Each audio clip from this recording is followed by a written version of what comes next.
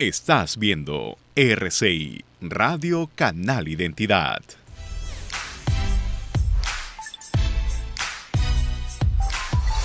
Buenos días amigos, bienvenidos a Ni con Dios ni con el Diablo. Antes de empezar con las entrevistas habituales en este programa, quería comentar un tema que ha dado mucho que hablar el fin de semana y probablemente siga las ondas sigan repercutiendo a lo largo de muchos días, y tiene que ver con el despido abrupto de Hugo Coya del ITRP, el Instituto de Radio y Televisión. Hugo Coya es un periodista de larguísima trayectoria. Hemos trabajado juntos en la revista Oiga bajo la dirección del inolvidable Paco Igartua. Tiene décadas en el oficio, ha escrito varios libros, es un profesional de primera, y lo sacaron abruptamente. El Diario Expreso dio la primicia el día sábado o domingo, y al día siguiente salió publicada la resolución en el Diario Oficial Peruano anunciando que había cesado. El ITRP, que es el que maneja Radio Nacional, el diario El Peruano, la agencia de noticias andina, está a cargo del Ministerio de Cultura, cuyo ministro en este momento es Francesco Petrosi, que estuvo aquí como invitado en el programa, ustedes recordarán, antes de la disolución del Congreso, cuando todavía era congresista y antes de ser nombrado ministro de Cultura, hace mes y medio, 2 meses, ¿no? Bueno, Hugo Coya ha dado sendas declaraciones, Expreso, otros medios, y manifiesta que, a diferencia de lo que ocurrió, él tiene ya bastante tiempo tenía bastante tiempo a cargo de la dirección de TRP. Nunca tuvo ningún problema con ningún ministro, nunca nadie lo llamó para decirle esto me gusta, esto no me gusta, y las cosas, dice él, cambiaron cuando llegó al despacho del Ministerio de Cultura el señor Petrosi, porque empezó a llamar continuamente para pedir cobertura para él, para el ministro, y para reclamar de por qué salía esto o aquello, por qué se entrevistaba a esta persona y esta otra. Y Hugo Coya recuerda que cuando el presidente Vizcarra lo reafirmó en el cargo, Hugo Coya renunció en protesta por el tema del indulto a Alberto Fujimori hecho por PPK. Y cuando Vizcarra llegó a la presidencia, lo llamó nuevamente y le aseguró que podía manejar los medios de comunicación del Estado con absoluta pluralidad, porque, recordemos, son medios de comunicación del Estado, no del gobierno de turno. No del gobierno de turno, son medios de comunicación del Estado, se paga con dinero del impuesto de todos los peruanos y debe estar al servicio de todos los peruanos y debe dar una cobertura plural. Aparentemente la gota que rebasó el vaso de esta independencia no deseada por el ministro Petrosi ha sido la cobertura que le dio Canal 7 a la excarcelación de Keiko Fujimori. Esto, dice Hugo Coya, no le gustó al ministro, llamó para reclamar, y en fin. En otras palabras, Hugo Coya, un periodista independiente que estaba dándole un carácter plural a los medios de información del Estado, no del gobierno, ha sido víctima de presiones de un sector o de funcionarios que quieren regular los contenidos. Hay versiones, dichas por el propio Hugo Coya, de que ha habido 2 funcionarias de Palacio de Gobierno que además han envenenado, dice él, al presidente Vizcarra, y la han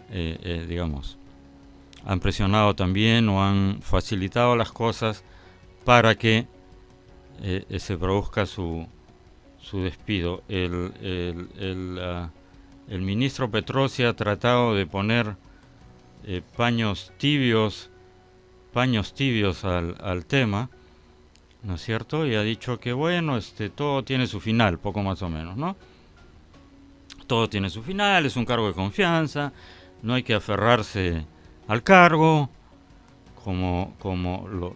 trata de darle un giro a lo que ha ocurrido y presentarlo como un cambio normal. Bueno, no es un cambio normal desde el momento que de lo que se trata es de no dar una cobertura plural a puertas de un proceso electoral, no lo olvidemos.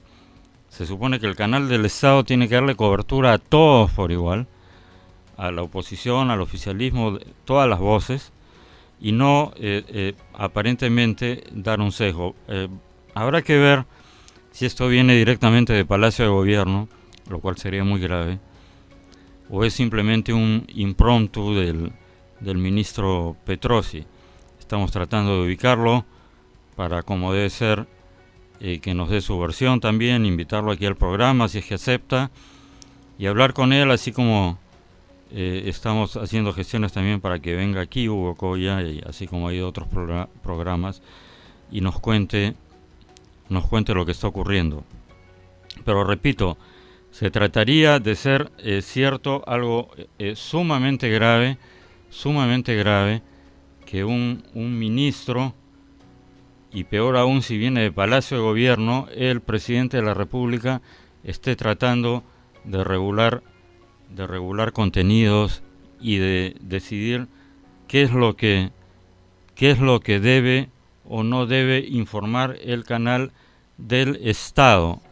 Ese es un problema, y la verdad, Francesco Petrosi lo conozco hace mucho tiempo, es mi amigo, pero no entiendo esta tendencia de ciertos políticos a pensar que el poder es eterno, ¿no? Son cargos, además en la volátil política peruana, estos cargos suelen durar muy poco, ¿no? Los ministros son en general fusibles, y repito, en la azarosa, movida, agitada política peruana, muchísimo más. Entonces, y yo creo que Francesco y todos los ministros en general, y todos los funcionarios, y del presidente de la República para abajo, de Capitán Apache, deberían recordar la sana costumbre instituida, creo que fue por Julio César, en fin, por algún emperador romano, que cuando regresaba de sus victorias, de sus guerras de conquista, que en esa época eran políticamente correctas y hasta deseables, regresaba y transitaba por la calle principal de Roma, y de ambos lados de las calles estaba el pueblo, y le arrojaban pétalos de rosa a su paso, ¿no es cierto? Transitaba por toda la vía principal de Roma hasta llegar al Capitolio, al Senado, donde todos los tribunos lo esperaban en la puerta y lo recibían con grandes honores, y le colocaban palmas y lo condecoraban. Y entonces este César, este emperador, tenía la sana costumbre de tener a un esclavo a su lado. En esa época, además, la esclavitud también era políticamente correcta, pero digamos, tenía una persona que estaba a su lado en la carroza, que cada cierto tramo, en medio de toda esta algarabía popular, estos honores, le susurraba al oído memento mori, que traducido significa recuerda que eres mortal. Es decir, recuerda que todo esto es efímero, recuerda que todo este brillo es pasajero, recuerda que en política la vida da muchas vueltas, y lo puede decir Alberto Fujimori, lo puede decir la ex pareja presidencial, lo puede decir el propio PPK, que a las 24 horas de haber dejado el poder ya estaba la policía metiéndose en su casa, y en fin. Es decir, el poder es efímero, y en el Perú muchísimo más. Entonces, claro que esta es una costumbre que viene desde la época de la República, del virreinato, ¿no?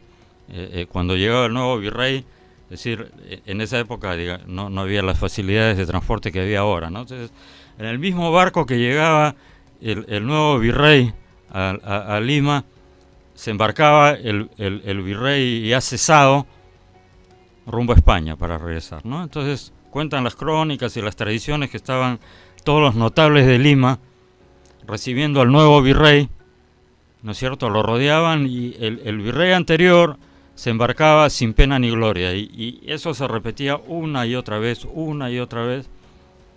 En épocas recientes hemos visto como, por ejemplo, cuando el besamanos a Alejandro Toledo, cuando Alejandro Toledo subió a la presidencia, el besamanos, que es en realidad el saludo. En una época era literalmente besar la mano, ¿no? Pero luego se convirtió en un saludo protocolar, desfilan amigos, funcionarios, saludan al presidente electo. Bueno, en esta época moderna, no estamos hablando del virreinato, no recuerdo exactamente quién, pero se acercó al entonces recién asumido presidente Toledo y le besó la mano, ¿no? Bueno, son cosas que pasan. Recuerdo haber visto un vicepresidente de la República, no voy a decir su nombre, en la cúspide de su poder, en una recepción diplomática, rodeado de hasta 3 o 4 círculos de gente ansiosa por darle la mano, por dejarle su tarjeta, por pedirle un favor. Un año después dejó de ser vicepresidente y en la misma recepción diplomática lo vi apoyado contra un árbol, absolutamente solo, como se dice en criollo, sin perro que le ladre, ¿no es cierto? O sea, nadie se acercaba, absolutamente nadie, a darle la mano.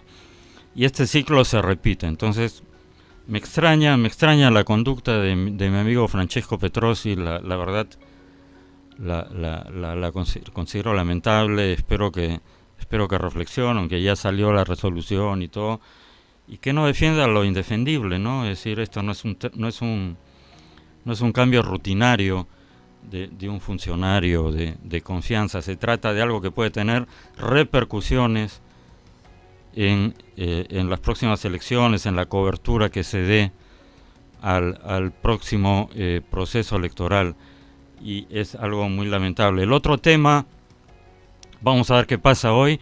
Hoy se elige al nuevo presidente y al nuevo vicepresidente del Tribunal Constitucional. El reglamento, la ley del Tribunal Constitucional estipula que el primer lunes hábil de diciembre se hace la elección, y el nuevo presidente del TC, del Tribunal Constitucional, asume el primer lunes hábil de enero del siguiente año. Este diciembre es hoy, lunes 2 de diciembre. Tiene que producirse la elección en un escenario complicado, inusual, porque 6 de los 7 miembros del Tribunal Constitucional tienen mandato vencido. Ese mandato, que iba a ser este proceso de renovación, que en su momento lo solicitó el propio presidente del Tribunal Constitucional, el doctor Blume, al entonces presidente del Congreso, Daniel Salaverry, que ya estaban vencidos los mandatos, que el Congreso debía hacer la renovación. El señor Salaverry, dicen que jugando en pared con el gobierno, simplemente el pedido del oficio del doctor Blume lo metió en una carpeta y se olvidó del tema. Cuando perdió la reelección el doctor Salaverry, y asumió la presidencia del Congreso Pedro Laechea, una de las primeras cosas que hizo fue poner en agenda la elección de los nuevos miembros del Tribunal Constitucional. Llegaron a elegir a uno en medio de un problema terrible político, y ese día se produjo la disolución fáctica del Congreso. Este miembro elegido hasta ahora toca la puerta para, digamos, hay un formalismo, dicen que no se completó el trámite, en fin. El tema es que hoy se elige presidente del Tribunal Constitucional con 6 de los 7 miembros con mandato vencido. Es una situación inusual. El único que no tiene mandato vencido es el doctor Ferrero. Si lo eligieran a él no habría problema, pero podría darse el escenario inusual de que elijan como presidente del Tribunal Constitucional y como vicepresidente a personas que tienen mandato vencido, y apenas asuma el nuevo Congreso, dentro de un par de meses, a fines de enero, comienzos de febrero del próximo año, tendrían que hacer elecciones, y este presidente duraría 2 o 3 meses. Es una situación inusual. En fin, nos vamos a un breve corte, amigos, y regresamos en Ni con Dios ni con el Diablo. Gracias. Ni con Dios ni con el Diablo. Volvemos. Estás viendo RCI, Radio Canal Identidad.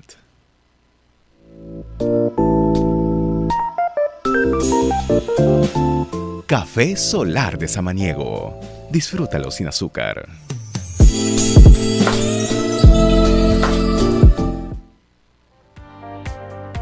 Ni con Dios, ni con el diablo. De lunes a viernes a las 10 de la mañana por RCI.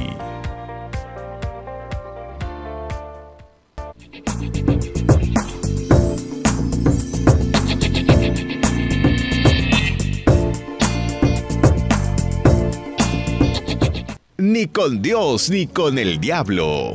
Continuamos. Amigos, estamos de vuelta en el segundo bloque de Ni con Dios, ni con el diablo. Nos acompaña el doctor Carlos Rivas Dávila, que es candidato al Congreso por el Partido Aprista Peruano con el número 21. ¿Puede mostrarlo, doctor, ahí a esa cámara? Número 21. El doctor Rivas Dávila ha sido ministro de Economía en el primer gobierno de Alan García, 2 veces congresista. Sí. 2 veces congresista en el primer gobierno o en el segundo. También, primero. 85-90, 90-92. Correcto. Hasta la disolución entonces. Hasta el disolver. Hasta el famoso disolver que pensó, bienvenido antes que nada, ¿pensó que iba a escuchar otro disolver después? No. Como hubo en con el presidente Vizcarra.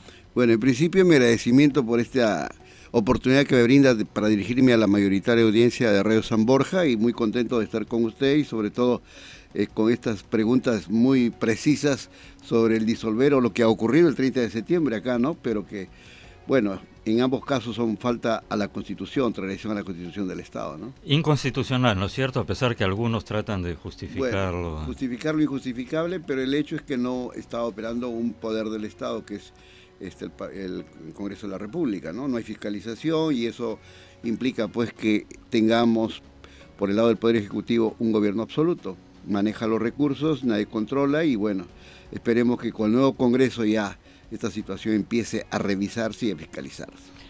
¿Qué lo motivó a postular en esta elección? Le pregunto hay quienes consideran que esta es la elección de fondo, que el destino del país se va a jugar en estos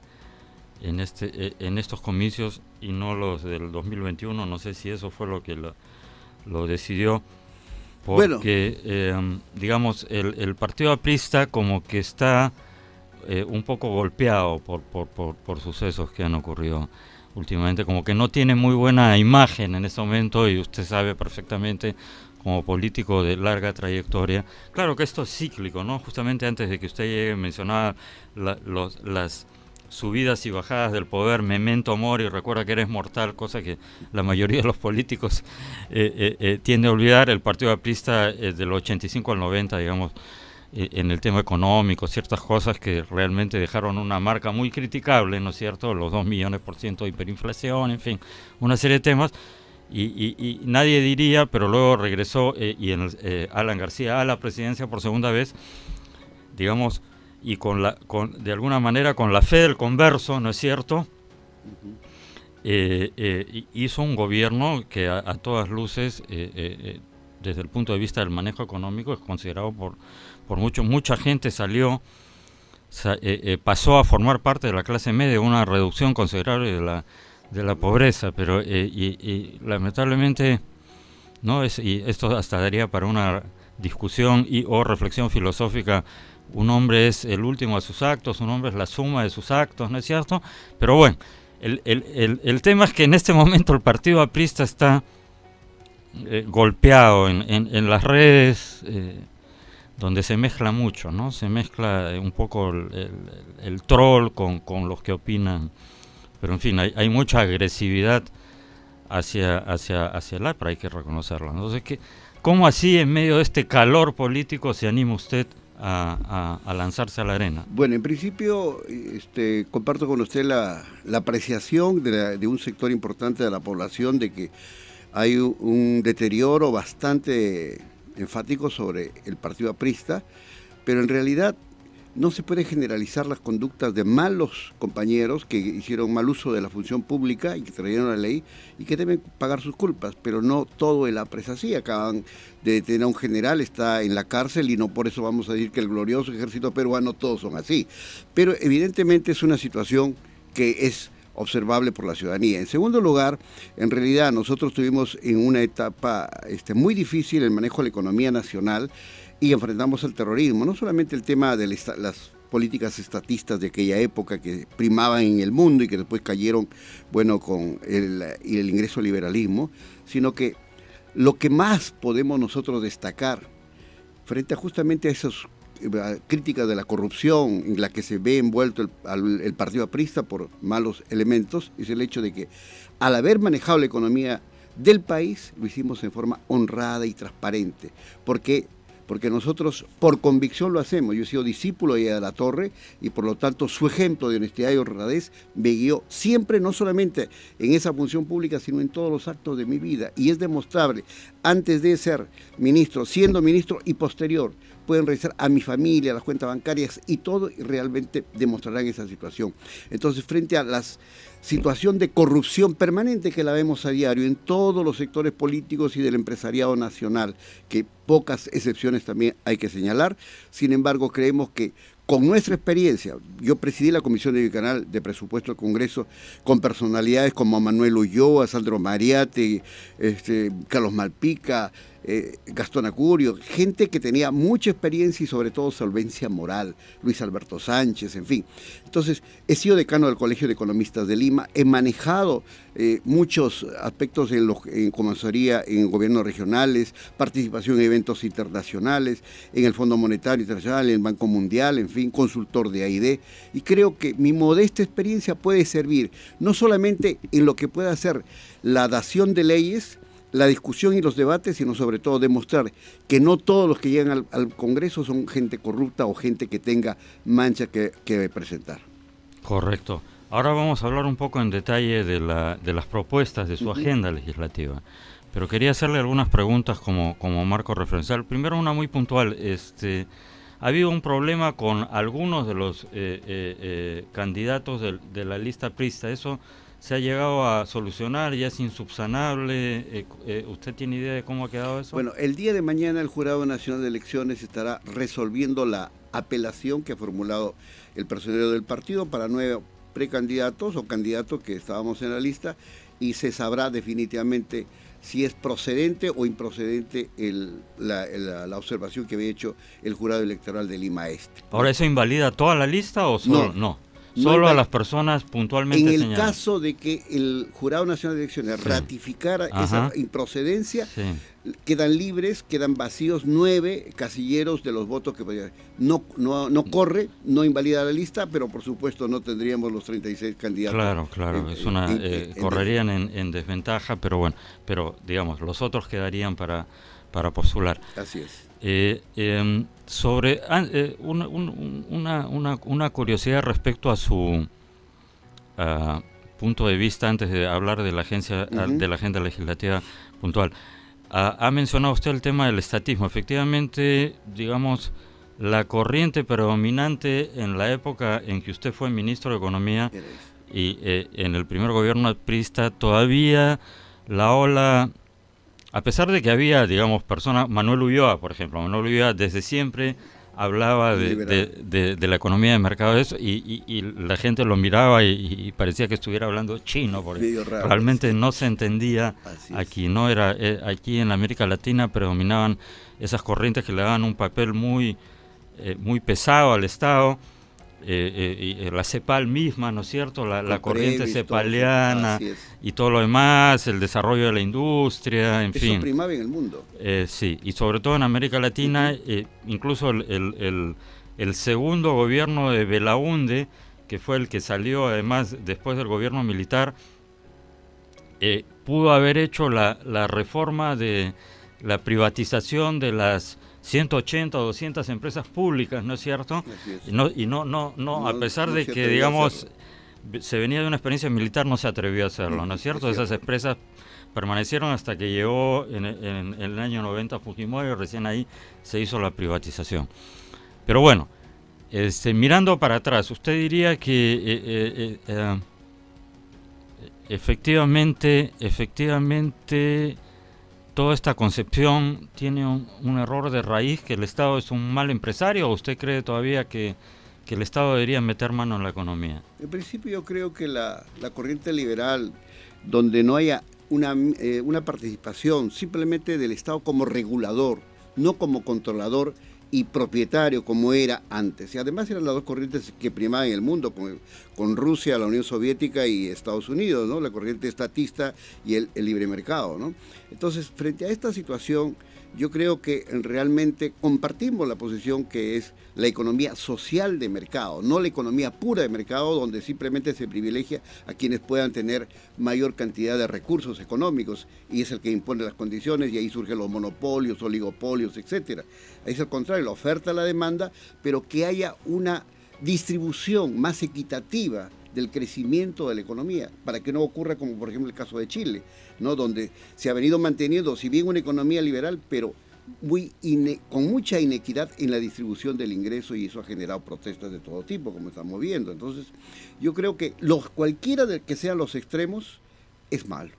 Y en eso sí fue un acierto el hecho de haber pasado de una economía de Estado, de control total y absoluto de las empresas públicas, que se vendieron después, claro, que se remataron, en fin, pero dieron paso a un nuevo orden económico y de reinserción en la economía internacional. Eso es importante, porque también, si bien no se hizo, como estoy bien señalando, en la época de Belaúnde y después en el primer gobierno de García, era el tema del terrorismo que destruía todo, no solamente vidas humanas, costos materiales. Claro, 25.000 millones de dólares en pérdidas ocasionadas por el terrorismo. Así es. Bueno, son realidades que no las podemos olvidar, y son antecedentes importantes para proyectarnos en el futuro del país, porque lamentablemente el gobierno actual, como los últimos gobiernos, el de Ollanta, etcétera, solamente gobiernan el día a día, en el corto plazo, para los 5 años. No hay una visión de estadista de qué va a ser el Perú de aquí a los próximos 50, 80 años, como lo tienen los países más desarrollados. La China sabe a dónde va a llegar. Claro, sí, tienen, bueno, el 90% además de los miembros de su politburó son ingenieros, ¿no? Así es. Entonces tienen los próximos 100 años planificados. Y en cambio nosotros vivimos el día a día, no sabemos qué puede suceder de aquí a 2 años, y eso es lamentable. Tenemos un instituto, el CEPLAN, que debe ser un organismo planificador, simplemente es un ente burocrático, un elefante blanco. Entonces, creo que darle una nueva connotación a los propios organismos del Estado y al rol que debe tener los gobiernos, que continúen unas políticas como el caso, vuelvo a mencionar el de Chile, pero en el tema de educación, ¿no? Que es diferente al económico, pero que realmente tienen una visión muy clara de lo que deben ser su tecnología, su educación a futuro y la calidad, sobre todo, de los servicios, ¿no?, sociales. Ya que mencionó su paso por la Comisión Bicameral de Presupuesto, hay un tema recurrente que es la incapacidad de usar de manera adecuada y rápida, oportuna, los recursos. Así como dicen que justicia que tarda no es justicia, el recurso presupuestal que demora es y es clamoroso que al final del año se haya ejecutado una porción, un tercio del presupuesto, y que se revierta al Tesoro Público. O sea, hay dinero, hay un montón de necesidades y no hay capacidad de gasto. ¿Qué cree usted qué es lo que falta? Permítame puntualmente pasar 3, 4 ejemplos. En principio, por ejemplo, la reconstrucción del norte está para terminarse el próximo año. Solamente 14% de avance de 24.000 millones. El presupuesto general de la República, 165.000 millones para el año 2019 y 177.000 para el año 2020. Se ha ejecutado solamente el 60%, hay devolución. Tenemos una ineficiencia, ha aumentado la desocupación, la inversión ha disminuido. ¿Cómo vamos a generar empleo si no hay fuentes de trabajo generadores? Entonces, ¿por qué? Porque si bien el enfoque está en la lucha contra la corrupción, muy importante, porque en realidad es la madre de muchos vicios y problemas, pero tampoco podemos descuidar la obra pública, la gestión en beneficio de tantas poblaciones necesitadas, hospitales que totalmente desabastecidos de medicinas, de equipos que puedan permitir ver las enfermedades, descentralizar incluso la propia salud y mejorar la educación. Todas esas cosas, ¿por qué? Porque no se gasta, no hay capacidad de gasto. Pero usted me estaba diciendo, ¿a qué se debe? Hay muchos factores. En principio, quienes asumen la responsabilidad de conducir gobierno nacional, gobiernos regionales y gobiernos locales, no siempre están preparados para manejar la economía del país. En segundo lugar, el tema de las licitaciones, donde hay mucha corrupción, donde los propios expedientes técnicos carecen de mucha deficiencia, y justamente lo hemos visto en los últimos grandes proyectos, las famosas adendas. Se presupuesta un proyecto en 20 millones y aparece pues en 80, en 100, en 500 millones. Crece exponencialmente. Así sí. es. ¿Por qué? Porque ya se negocia por lo bajo. Ya no hay la preocupación por servir al Estado, sino servirse del Estado. Y se da cuenta, entonces, este daño es lesivo para toda la población. Y esas cosas, justamente con un Congreso fiscalizador, con técnicos, con especialistas, con gente que tenga manejo y conocimiento de la realidad, creo que sería mucho más positivo de lo que hemos tenido pues en los últimos 4 años. Y repotenciar el CEPLAN, como usted menciona, ¿no? Que es un poco el sustituto de lo que era el Instituto Nacional de Planificación, ¿no es cierto? Claro, los puristas dicen, pero escuchan planificaciones como mostrarle ajo a un vampiro, los talibanes, sí, pero haría falta una escuela de estudios para funcionarios, así como tiene Francia, y una planificación para asignar, por último, mira, expertos que vayan a cada región y hagan un mapeo de qué es lo que necesita cada región, ¿no? Y sugerir a los gobiernos regionales que apliquen eso y no que haya dinero y terminen construyendo pues no hay agua y desagüe, no hay una escuela digna de tal nombre, no hay una posta, un centro médico y hacen un edificio de vidrio de 6 pisos, o hacen una plaza de toros o un estadio para 10.000 personas y hay 1.000 habitantes es una cosa de loco, ¿no es cierto? Pero no solamente lo que usted está señalando, ¿no? La eficiencia y la capacidad de gestión, sino también favorecer, por ejemplo, los sectores microempresarios y medianos empresarios, con facilitarles proyectos de inversión. Porque muchas veces, por ejemplo, se señala, el Perú es pobre. Yo digo lo contrario, nosotros tenemos un mapa de riquezas, hay que explotar esas riquezas y mejor distribuirlas. Si no, podemos nosotros con el capital nacional hacer unos joint venture con empresas que se invierta, que se invite. Por ejemplo, 2 o 3 empresas chinas sin hacer propaganda por el gobierno chino o cualquier otro país que se interese. ¿Cuántos millones de habitantes consumirían la producción nacional de nuestros minerales si aquí empezamos a transformar? No vender solamente la materia prima y que venga a transformar y que nosotros paguemos 2 o 3 veces ese valor. Mire lo que ha sucedido con los países del sudeste asiático, Taiwán, Singapur, Finlandia. ¿Qué ha ocurrido con ellos? Hace 50 años estaban como el Perú, parecido ahí. Sin embargo, Corea del Sur exportaba menos que el Perú en la época del primer gobierno de Belaúnde. Estamos hablando de la década de los 60. Mire, y ahora son potencias mundiales que se codean con los países más grandes del mundo. ¿Y nosotros por qué? ¿A qué nos falta como peruanos? Nos falta inteligencia, nos falta recursos, tenemos todo, pero hay que rescatar los valores morales que se han perdido. Yo creo que eso es fundamental, porque puede ser usted o cualquiera muy buen técnico, pero si no tiene el valor moral de la honradez y la transparencia, pues va a ser un fracaso para el país. Hablemos de su agenda puntual, es decir, que de resultar elegido congresista, ¿en qué pondría el énfasis? ¿Cuál es su paquete de propuestas? Bueno, yo soy economista de profesión, justamente pondría énfasis en la eficiencia del gasto público y en una proyección planificada a futuro, para que no solamente seamos el gobierno de tránsito del periodo de 5 años, sino los que vengan, señalar las líneas maestras de lo que debe ser el desarrollo del país por cada uno de los sectores, en la agricultura, en la minería, en la pesca, en el turismo, es decir, un desarrollo más integral. Evitar los desequilibrios que se presentan, por ejemplo, con el canon. Hay zonas muy ricas por sus extracción de minerales que se ven favorecidos con asignaciones mayores, que ni siquiera prestan a los que son más pobres y que podrían devolverles. Hay mucho egoísmo de esa parte. ¿Por qué no se hace una mejor distribución? Nadie quiere tocar ese tema, porque es como el que acumula riqueza y acumula, pero no la sabe invertir, no la sabe desarrollar. Tenemos que ver las posibilidades que tiene sobre todo los micro y los empresarios y apoyar a la juventud. Esta juventud que necesita, por ejemplo, tener fuentes de trabajo. Tenemos el Senati. Nadie discute la importancia y la calidad de quienes estudian, pero sale el joven, ¿y a dónde va? si el Estado no se preocupa, si por ejemplo a las empresas mineras, a las empresas, a los bancos se les dice, usted una cuota, a los 10 mejores alumnos de Lima o de provincias, denles una beca para estudiar en el Perú o en el extranjero.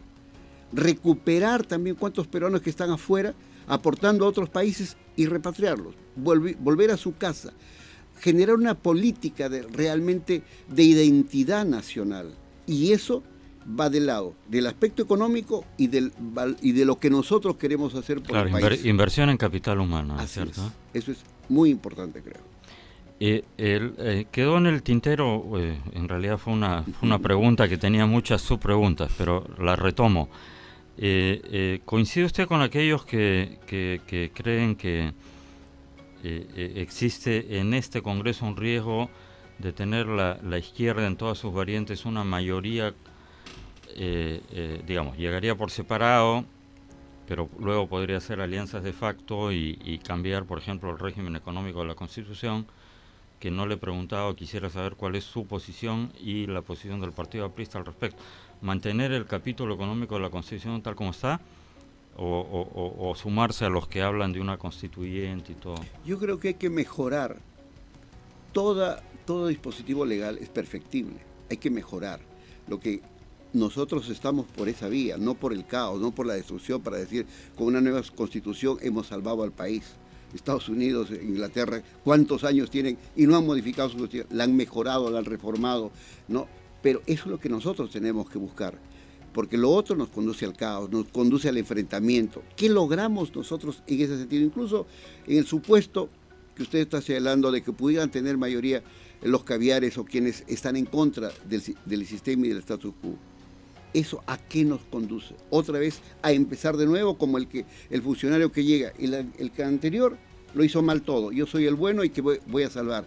Mientras está estudiando, termina el mandato y se acabó. Entonces eso no podemos continuar en el país. Tenemos que tener otra mentalidad y otra orientación. Y esa es la propuesta que está formulando el Partido Aprista.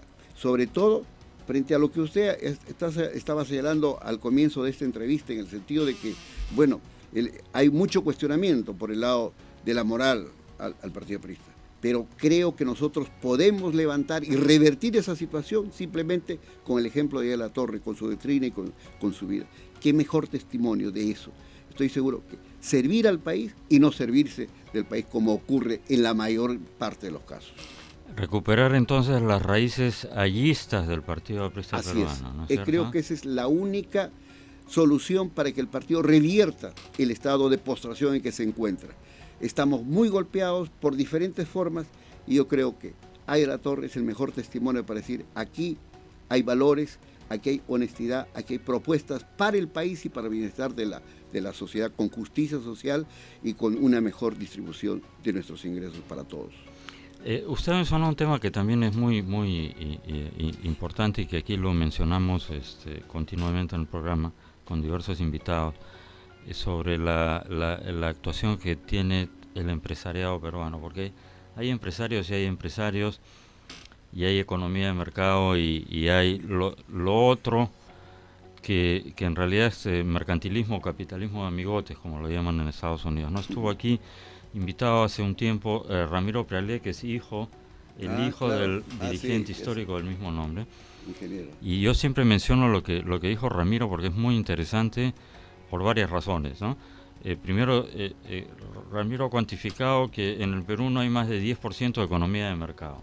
10% en medio de o sea, una islita de economía de mercado en medio de un océano de mercantilismo, capitalismo de amigotes, ¿no? No obstante, la conclusión a la que hemos llegado es que con ese pequeño 10%, en 2 décadas han sido 6 o 7 millones de peruanos que han logrado salir de la pobreza, ¿no? Digamos, desde el gobierno de Toledo, valgan verdades, ¿no es cierto? Sí. Hay que reconocer, al margen de si alguna virtud tuvo, delegaba, porque a él no le interesaba mucho el día a día, pero piloto en automático, como claro, delegó y supo en quién delegar, porque además hay personas que conocían, ¿no? Entonces, digamos, de ahí luego, digamos, ha habido una constante de crecimiento aplicando la misma continuidad en la política económica. Eso hay que finalmente hemos tenido, a pesar de esos microcambios que usted menciona, que son lamentables, ¿no? Es decir, no solo cambia el ministro y el viceministro y el secretario general y permanece todo el resto, que es el que sabe hacer mover las cosas, sino que cambian también a la mitad de ese resto. Y entonces, hasta que el ministro aprende dónde está la salida, ya hay un nuevo, ya lo cambiaron a él, ¿no? Pero bueno, pese a todos esos microcambios, se ha avanzado en la misma dirección y millones, pero estamos hablando de una, digamos que no sea 10%, que sea 20 o 30%, pero de todas maneras estamos hablando de un desequilibrio muy grande. Hemos visto este tema de las contribuciones, entre comillas. Yo tengo debates con amigos empresarios y con otros que dicen, no, pero el peligro, el chavismo y todo lo demás. Le digo, mira, yo no me trago ese cuento. Aquí era un quid pro quo. Evidentemente, yo me he hecho la pregunta muchas veces al hablar, ¿por qué el fujimorismo, teniendo 73 congresistas, no hizo las reformas de fondo que el Perú necesitaba? ¿Por qué? Yo decía, ¿por qué? ¿Por qué? Bueno, ya tenemos la respuesta. Eso no fue por mi opinión. Es decir, te doy para que me des, o mejor dicho, te doy para que no me des. Es decir, te doy para que no hagas nada. Te doy para que mantengas el statu quo. Te doy para que mantengas las barreras de acceso. En la banca, todo. Usted lleva usted lleva 100 soles a un banco y al cabo de un año creo que le dan 1 sol más o 5 soles más, no sé. Pero si el banco usted le presta, después tiene que pagar 20 soles más por cada, ¿no es cierto? Entonces hay una asimetría total y es una de las 3 peores junto con el sistema mexicano y el colombiano. O sea, un estudio que he visto publicado en el portal Ojo Público, si no me equivoco. Entonces, todas esas barreras de acceso en el tema de los laboratorios, los medicamentos, hemos visto como ahora trompicones ya, los 30 medicamentos genéricos que deben tener todas las farmacias, barreras de acceso. Eso no es economía de mercado. Le da además un pésimo nombre a la economía de mercado, porque la gente cree que eso es la economía de mercado, y al final del día esos malos políticos y esos malos empresarios terminan jalando, llevando agua al molino de los de la prédica izquierdista que dicen hay que cambiar todos los elementos, justamente. ¿No es cierto? Así es. ¿Usted comparte más o menos ese diagnóstico? Pero por supuesto, realmente ese es el gran problema, ¿no? De quienes distorsionan la verdadera economía social de mercado, orientándolo al fortalecimiento de monopolio, de grupo de poder, de consorcios de empresas que fijan precios, etcétera, y entonces distorsionan totalmente todo y generan justamente el problema que estamos mencionando, ¿no? De esta inequidad social que se presenta en el país y que es rechazada, por supuesto, ¿no? Porque cada vez se ve más lejana la posibilidad de mejorar, por lo menos en su atención básica, salud, educación. No se está pidiendo que todos puedan llegar a tener los millones de algunos grupos económicos importantes que han hecho a través de su historia, de su trabajo, etcétera, pero por lo menos lograr el bienestar social en las condiciones mínimas indispensables que no las tenemos actualmente, porque por ejemplo 524 millones se destinan para pagar a una empresa corrupta como Odebrecht. Sin embargo, es el único país que no ha multado a esta empresa frente a 12 países que sí le han puesto fuertes multas justamente por la corrupción, y nosotros con ese dinero ¿cuántas cosas podrían hacerse? Así es el tema de Chagres, sí, eso es clamoroso. De la hidroeléctrica de Huánuco. Entonces se da cuenta ese tipo de cosas. Incluso usted recordará, tratando este último gobierno, cuando gana Kuczynski, todos reconocían pues un empresario exitoso, etcétera, un hombre de negocio, decía el gabinete de lujo. Se quedó en el enfrentamiento frente al Parlamento Nacional quién tenía la razón o no, quién era corrupto o no era corrupto. Terminó al año él renunciando. Llega el presidente Vizcarra otra vez con el mismo mensaje, el mismo lenguaje. La economía, sin que nadie la toque, sin que marche por inercia. Ese tipo de cosas no pueden esperarse en un gobierno, en una proyección que quisiéramos para el bienestar de todos los peruanos. Justamente esa irresponsabilidad es la que nos obliga y nos pone para poder entrar a estos debates y participar en el Congreso y demostrar que no todo está perdido, que no todos son corruptos y que hay muchas posibilidades para desarrollar nuestro país, pero con gente honesta, con gente de buena voluntad, que se ponga al margen de lo que está ocurriendo actualmente en el manejo económico y político del país. Para ir cerrando la entrevista, uno de los temas que justamente mencionaba antes de que usted llegara en el primer bloque tiene que ver con la abrupta destitución del presidente de los medios de comunicación del Estado, Hugo Coya, que es yo decía, gran periodista, tiene una trayectoria profesional impecable. Yo he trabajado hace décadas con él en la revista Oiga del difunto Paco Egartua, sí. Trabajamos ahí, en fin, y ha escrito libros, sí. Es un profesional de primera. Y él ha estado declarando a algunos medios, ¿no?, de que ha habido constantes presiones del ministro de Cultura para que la línea informativa vaya en este sentido, en el otro sentido. Luego parecería que hubo presiones incluso de Palacio, lo cual sería más grave, porque si fuera digamos, que un ministro llame a presionar ya de suyo es grave, pero digamos estaría ahí encapsulado, pero si ya viene de Palacio de Gobierno es muchísimo más grave. Entonces yo quisiera engarzar esto con el tema de esta campaña que va a ser cortísima, además. Es corto, sí. ¿Usted cree que, digamos, dado el escenario en el cual nos estamos desenvolviendo, bueno, ya ocurrió la disolución fáctica, ya eso es llorar sobre la leche derramada, pero digamos, en este escenario, ¿usted confía de todas maneras en que el proceso electoral sea justo, limpio, transparente, que las reglas del juego, que el árbitro...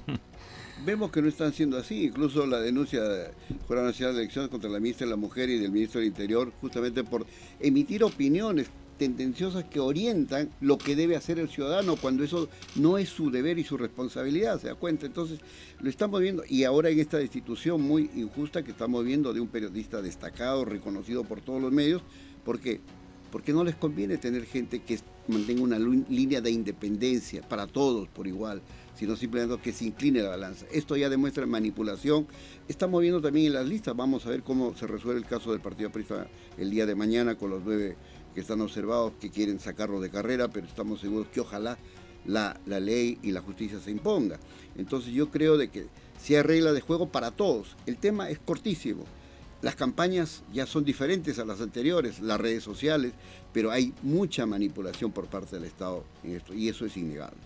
Un mensaje final, 1 minuto para que se dirija directamente. ¿Por qué deberían votar por usted? Yo le agradezco la oportunidad y en principio, teniendo en cuenta que el tiempo es muy corto en medios de comunicación, decirle, votar por Carlos Rivas es votar por la honestidad, pero más que por la persona, es por la estrella de Aida Latorre y por el ejemplo de ese maestro que inculcó justicia social y honestidad. Y votar por el número 21, que es el número que represento, es para dar iniciativas parlamentarias y proyectos que beneficien al pueblo, que lleguemos a servir, donde se elimine la inmunidad parlamentaria, que es un tema que no hemos tocado ahora, porque no queremos privilegios para nadie, no solamente para los congresistas, sino desde el presidente de la República. Debemos ser los primeros servidores del país y no servirnos del país.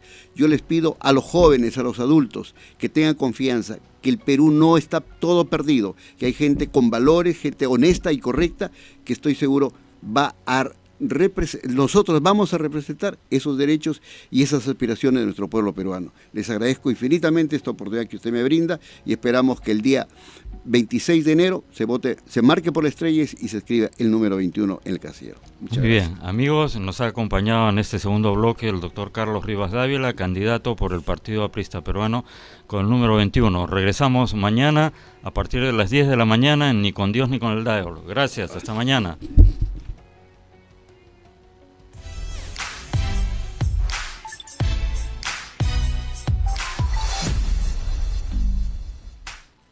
Estás viendo RCI, Radio Canal Identidad.